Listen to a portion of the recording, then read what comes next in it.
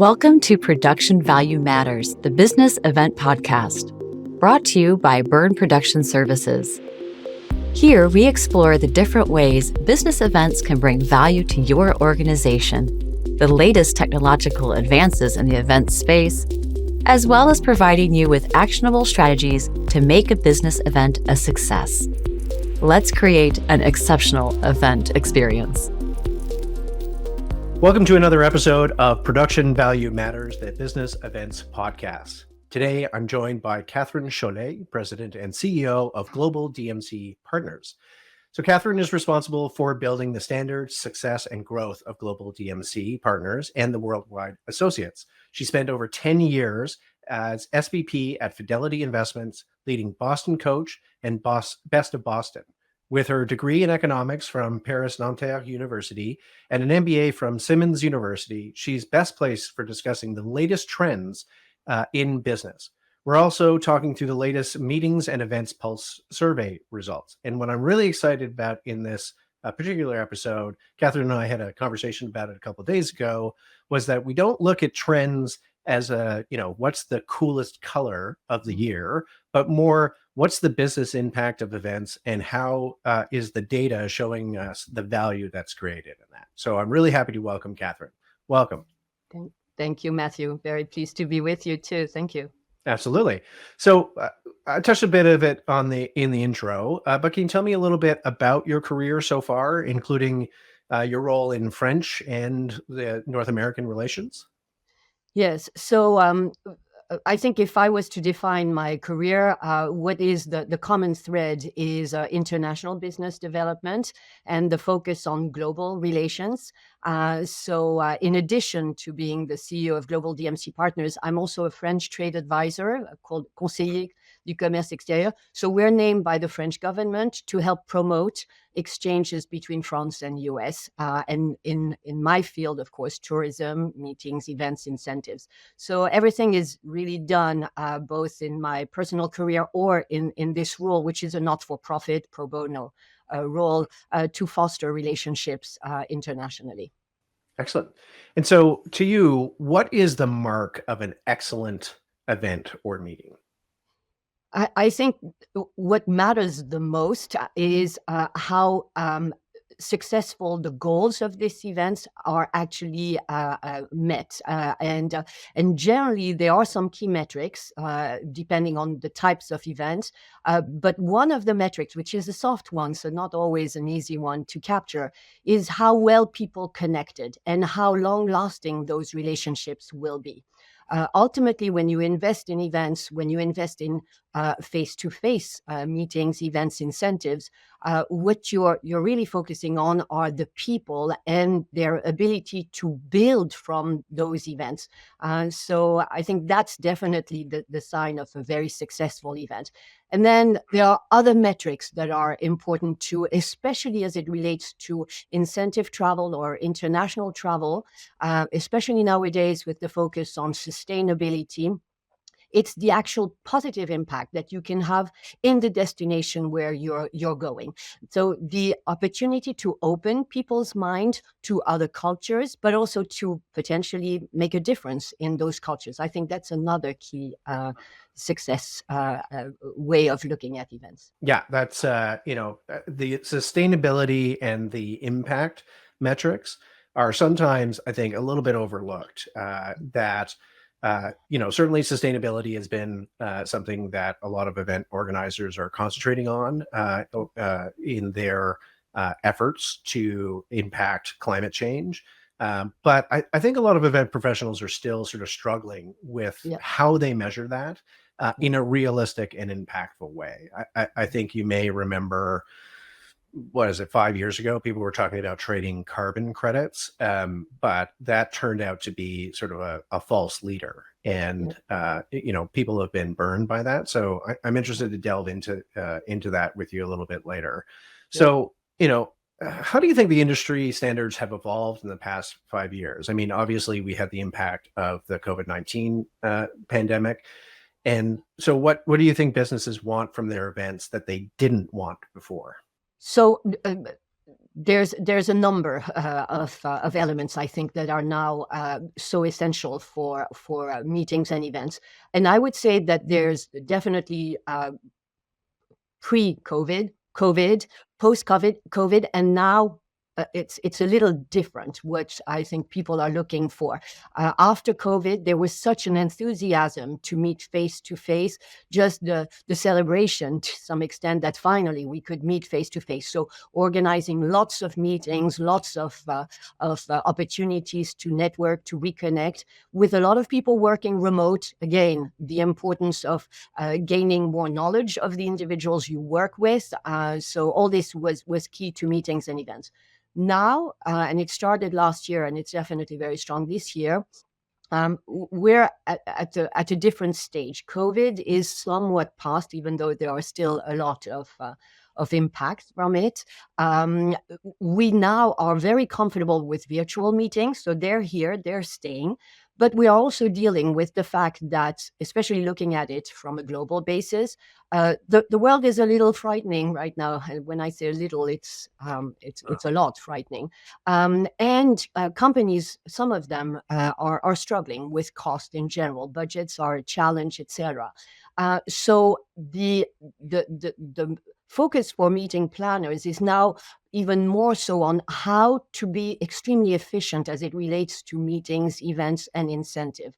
So it's less about how happy we are to meet and reorganizing this, but more reviewing all of your meetings. The regional meetings, do they all need to happen? Can we consolidate? We see a lot of our clients, both in our surveys and on our client advisory board, saying they're spending a lot of time reviewing the calendars and the geographical locations and being much more efficient on which ones can they centralize, which one can they do online, which ones are necessary to be in person, and how do they invest on them, and what are the goals to be achieved for these meetings, events, and conferences.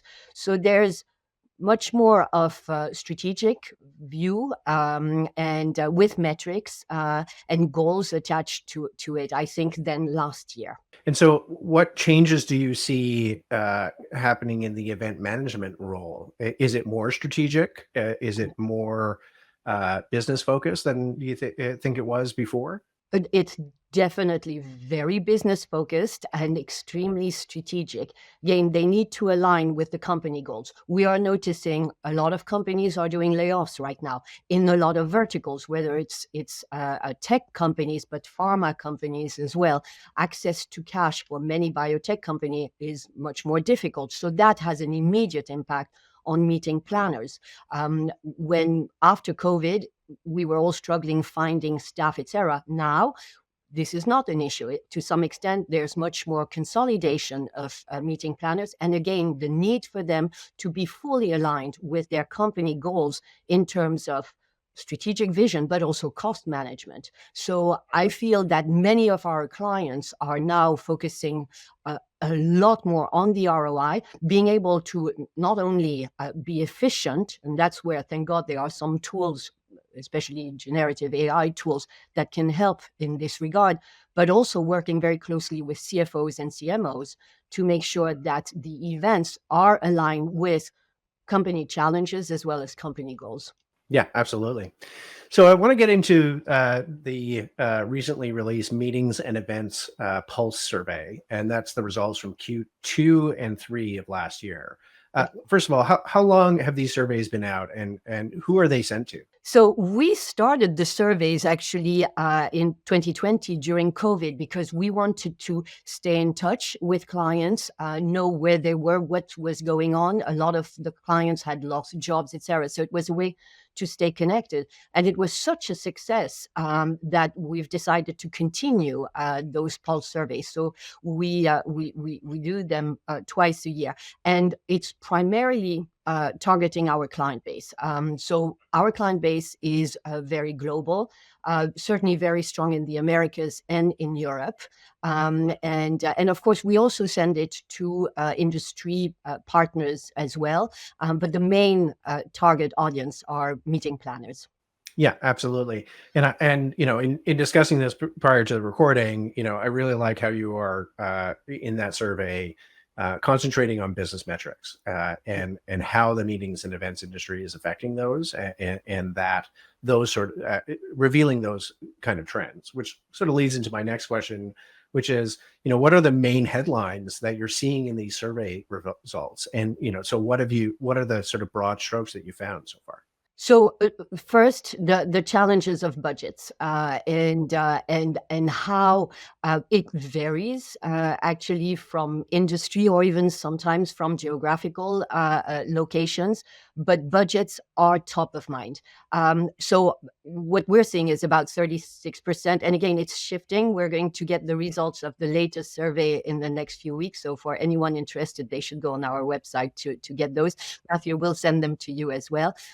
But what we're seeing is a lot more tightness as it relates to budgets, and a number of meeting planners having lower budgets. But even for those that have higher budgets, generally 5-10%, it still doesn't cover for the increase in cost that they're seeing with airlines, hotels, etc. So in the end, the common theme that we're seeing is definitely such a tightening of the budget management and of meetings, events, and incentives that definitely contribute to changes in the way meetings are organized or where they're organized. So that's the number one.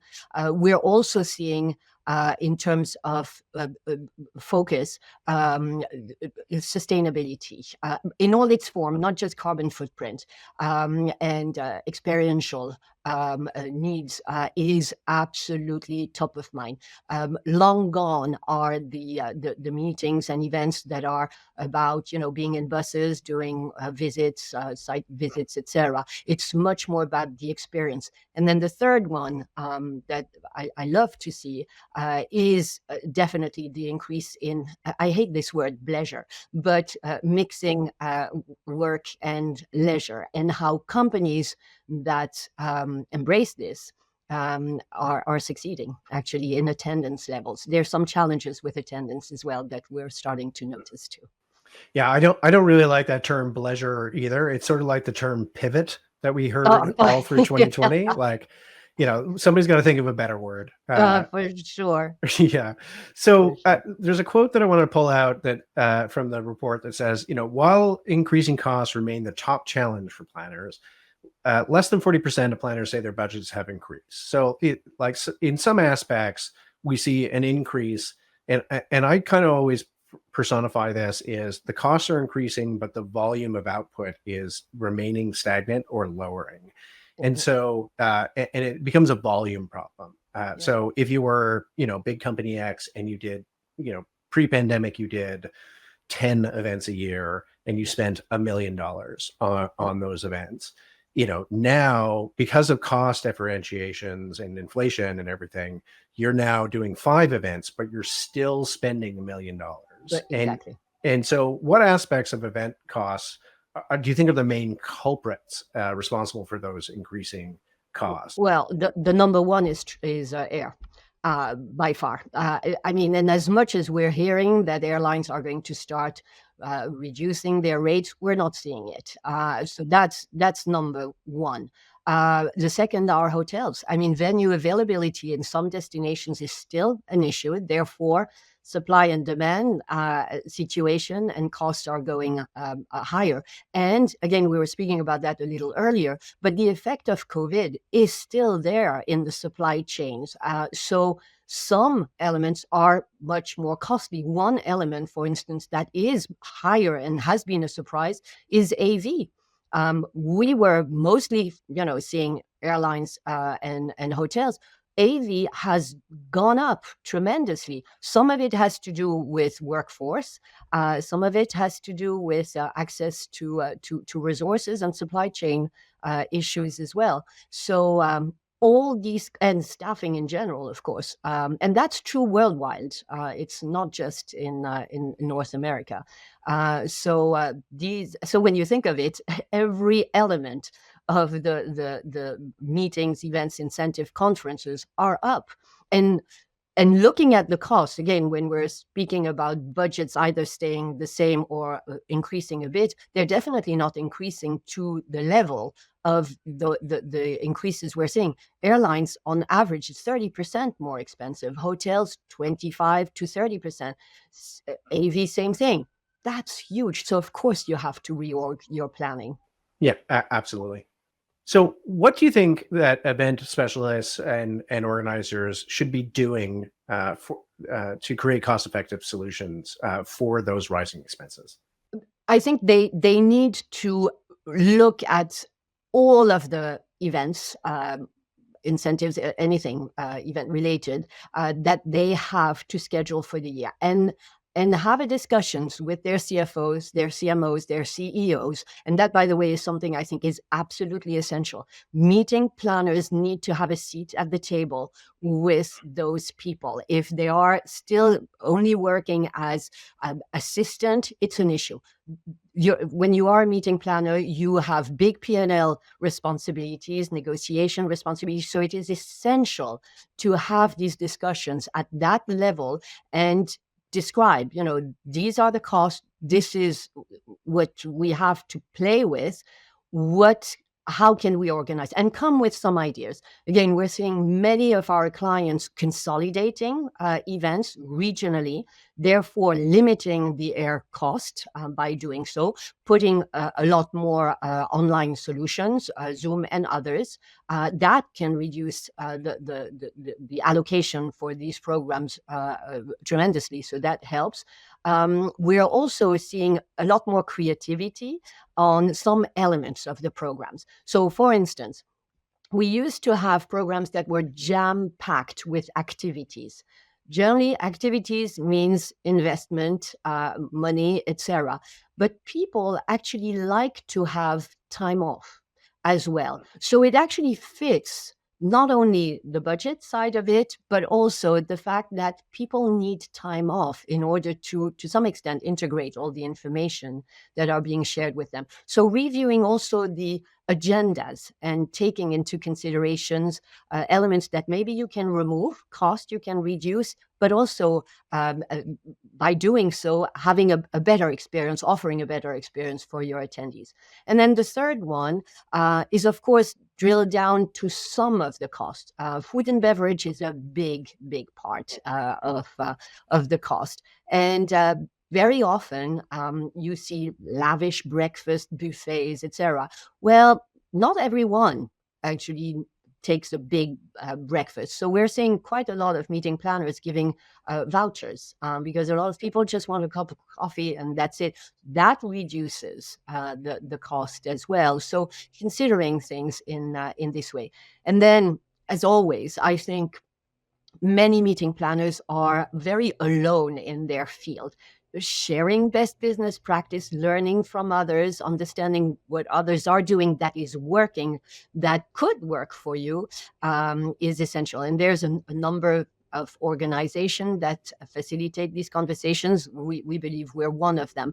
But listening what you're doing, Matthew, listening to what others are doing is important. Because sometimes I see meeting planners frightened to make such changes, feeling this is not working. But if they hear that others are doing it and successfully, then they're more comfortable bringing this up to their higher ups.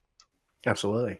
And so do you see this continuing and continuing to be an issue throughout 2024, or do you, not putting on a crystal ball, but do you see this getting better? So again, depending on where you are in the world, I think it varies. The inflation in US is remarkably good.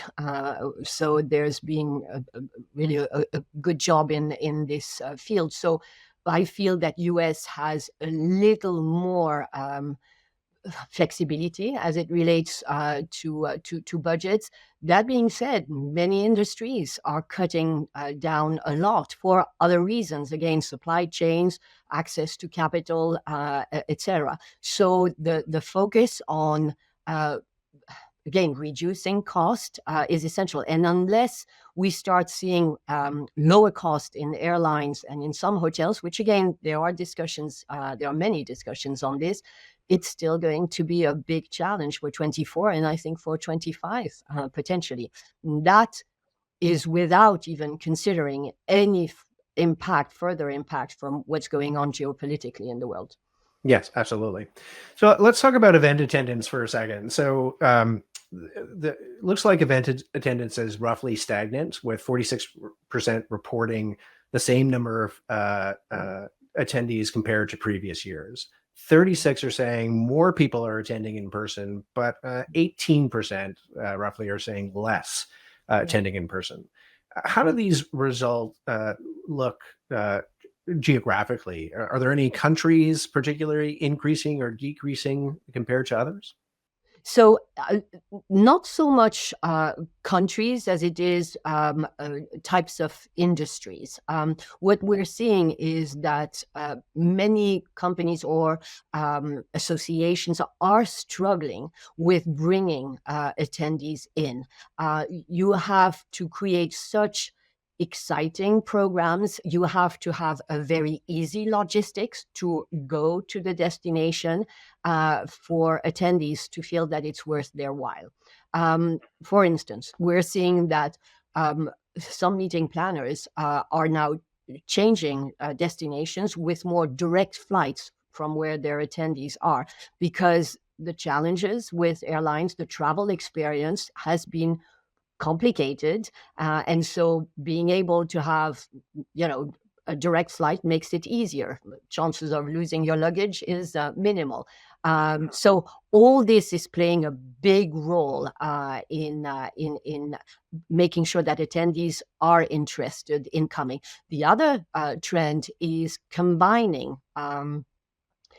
as I was saying before, leisure with work. That has a tendency to bring more attendees. So there's a lot of discussions. In terms of geographical, again, we feel that, and we see from the results, a lot of US are better, but again, associations in US are struggling with attendance.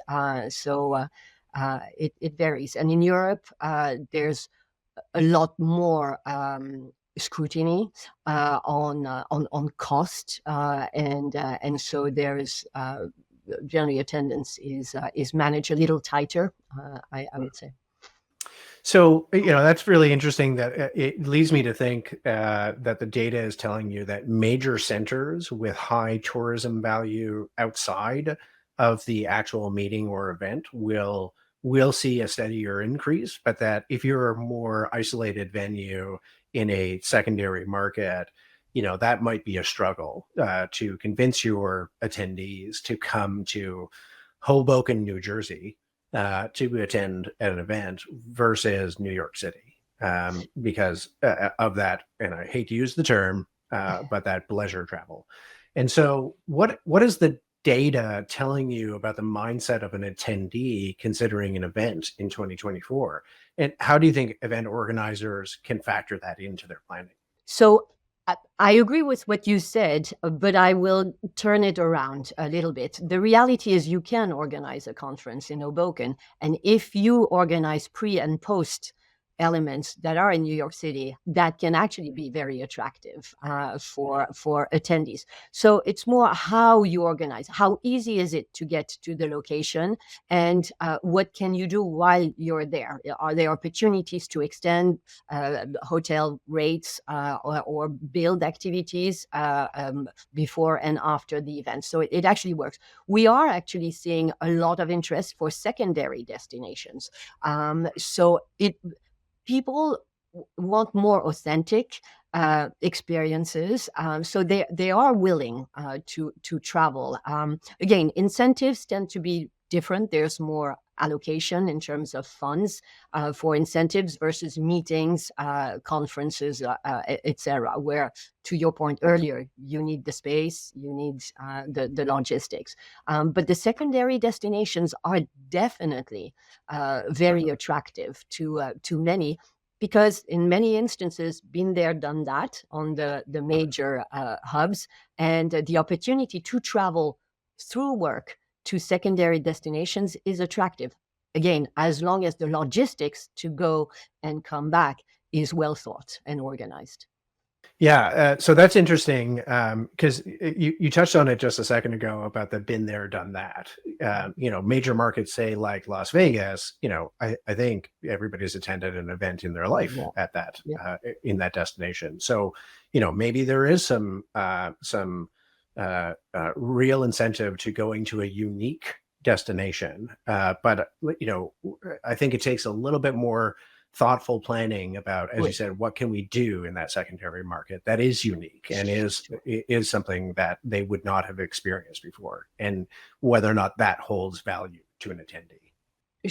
Absolutely. Let's face it. I mean, Vegas, Orlando, these big destinations will always be some of our top markets. The logistics, the convenience element, and it's still extremely attractive. You can still do such wonderful things. I mean, Vegas.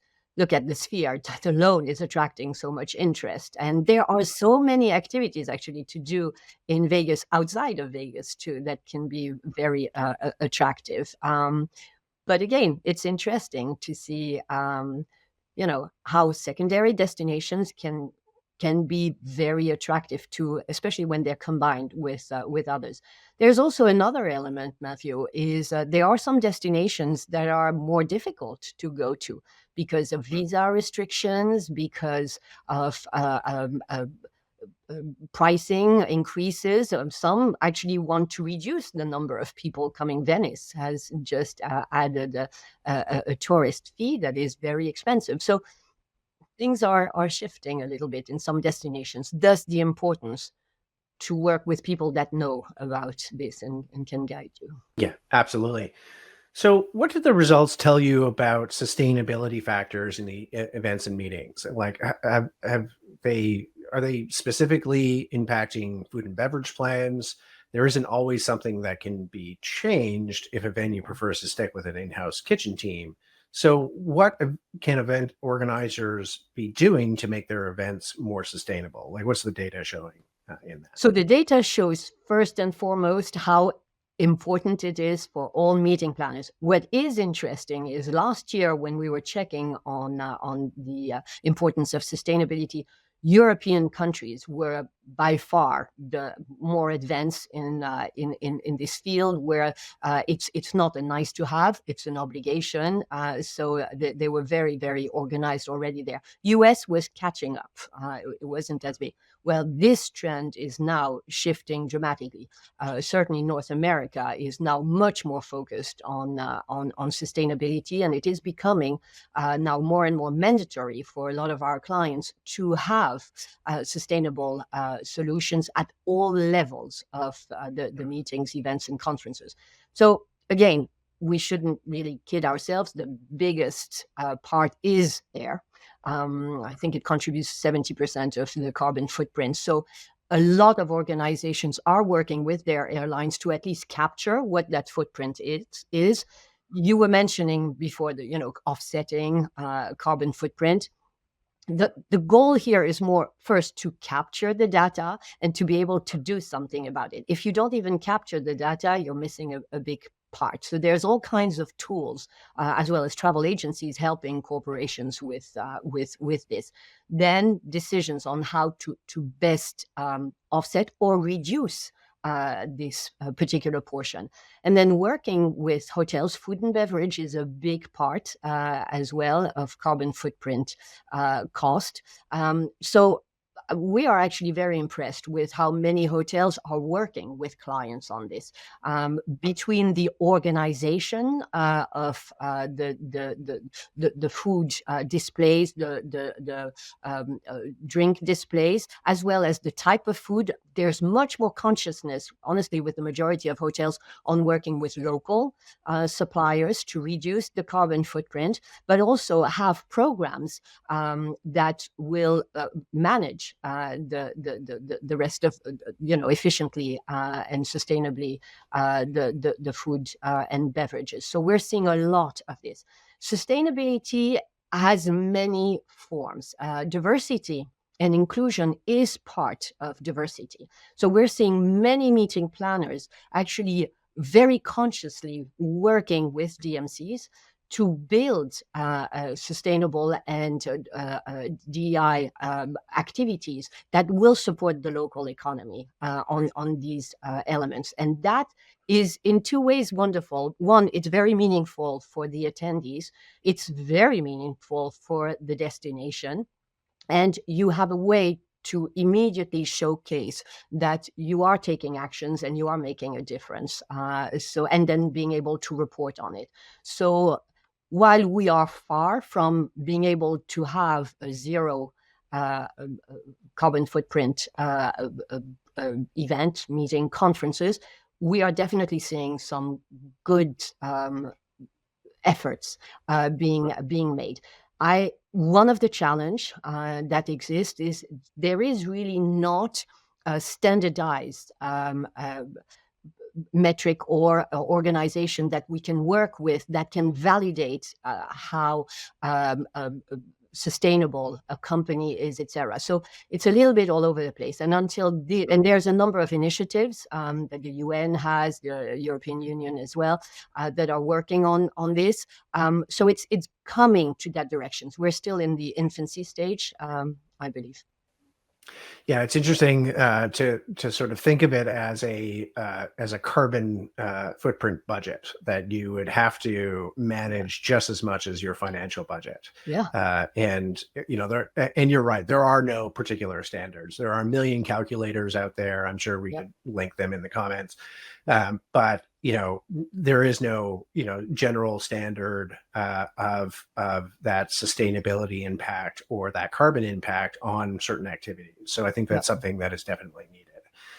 Can you share any experiences or events you've seen recently or even attended where considerable action was taken by the organizers to keep the event as environmentally sustainable as possible, and share that with our audience?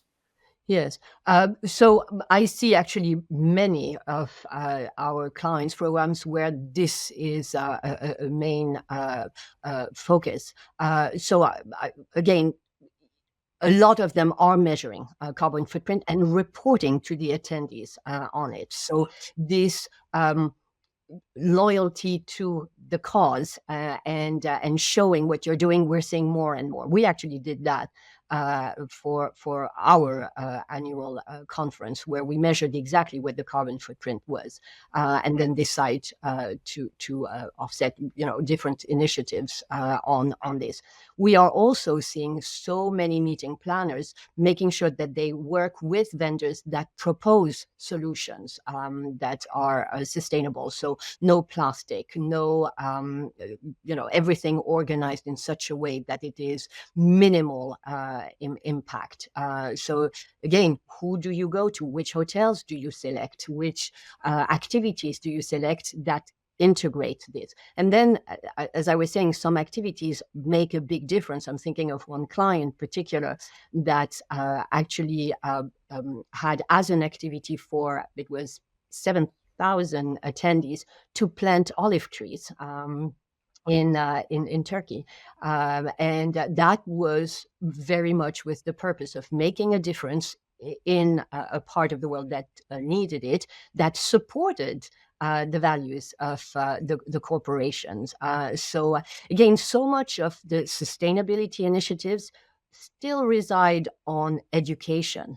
And so education and being able to get your hands dirty and help locally actually brings a lot more validity to it's not a concept anymore. It's a reality, and you can do something about it. So we're seeing meeting planners spending a lot of time working with DMCs, hotels, and others in identifying ways to contribute to a more sustainable world and integrate the attendees into that experience. Yeah. So I wonder if, because in most events are, when they're organized and they're encouraging attendees to attend, they're calculating a carbon impact of say 1,000 attendees coming from all over the world, using an airplane to travel to that destination. Is there a way, and this is just throwing a thought across the is there a way that we as event organizers could take a little bit more ownership of that.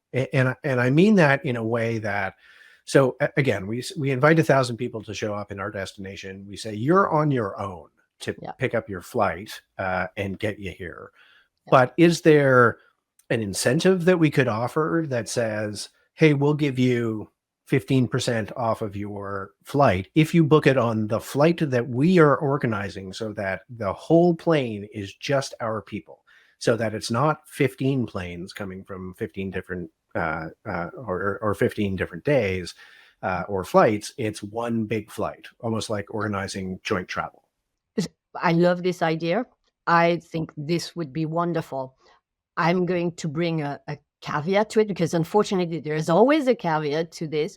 Some companies, I was working for one of them, will not allow this because there's actually a perceived risk with this, that you can't have X amount of people of the same organizations or going to in the same plane at all times. So sometimes it's not possible. But Matthew, there are so many initiatives that could be put into place, and each one of them can make a difference. But it starts with capturing the data. I think that so many of us are still not 100% sure on what is the actual metrics and how can we show that we're reducing it without it being too detrimental in terms of the experience as well. And again, some of it can be more complicated, but the value of it is so much bigger. There's definitely room for improvements, for sure. I'm going to give a big example here. So there were a lot of reports of private jets being used by world leaders to go to COP28 in the carbon footprint. That was a climate change conference. Do you think organizers could have done more to encourage greener travel with that kind of high level? And again, factoring in the factor that, yes, we don't want 16 world leaders on the same plane, and it like the risk of it, knock on wood, crashing or something like that. But that balance of risk management and the impact, is there anything that you would sort of think of to encourage event organizers to make that greener? For sure.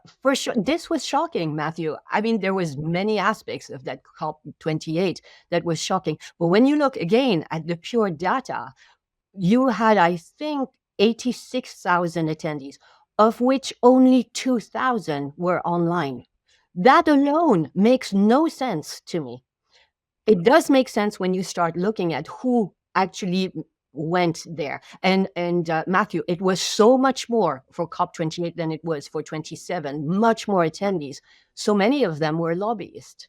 So what are we really doing at the COP28? And maybe this is a completely different discussion to have, but a number of us as meeting planners were looking at this, raising our eyebrow, thinking, what is this? It's insane that so many people come in private jet. The carbon footprint of COP28 alone contributed to so much damage. And yes, there are opportunities to consolidate that. Yet instead of having all these private jets, of course, there's an opportunity to combine some of these flights. Again, the fact that only 2,000 were online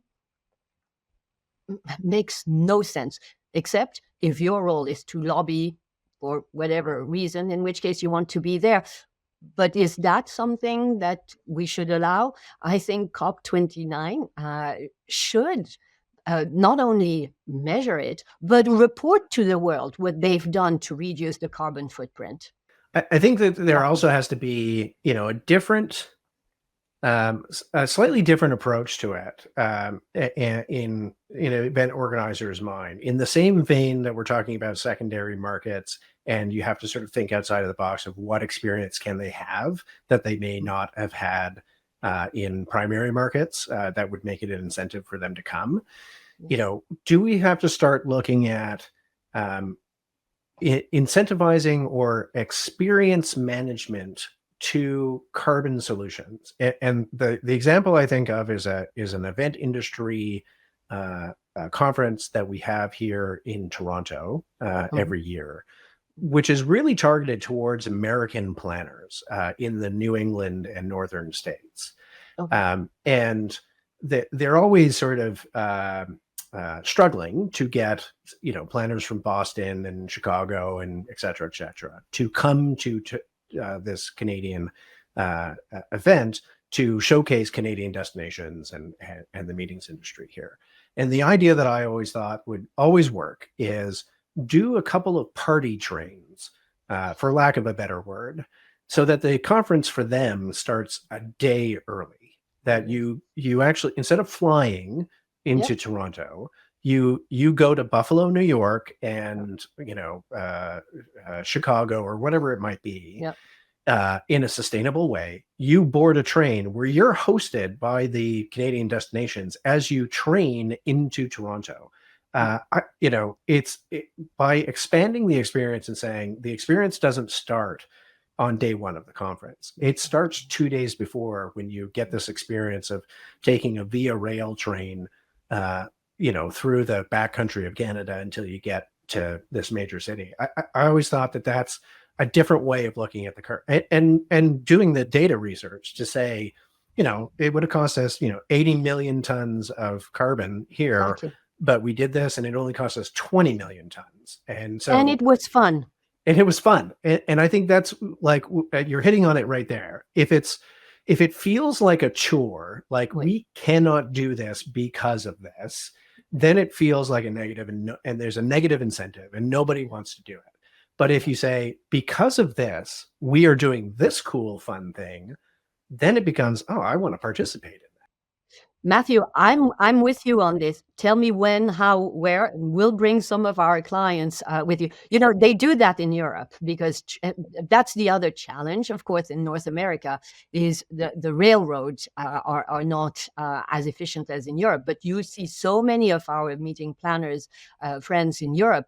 Train is very often the solution because it is not only from a carbon footprint makes much more sense, but it is very practical, very nice. You can privatize. It's a really nice experience to a different experience.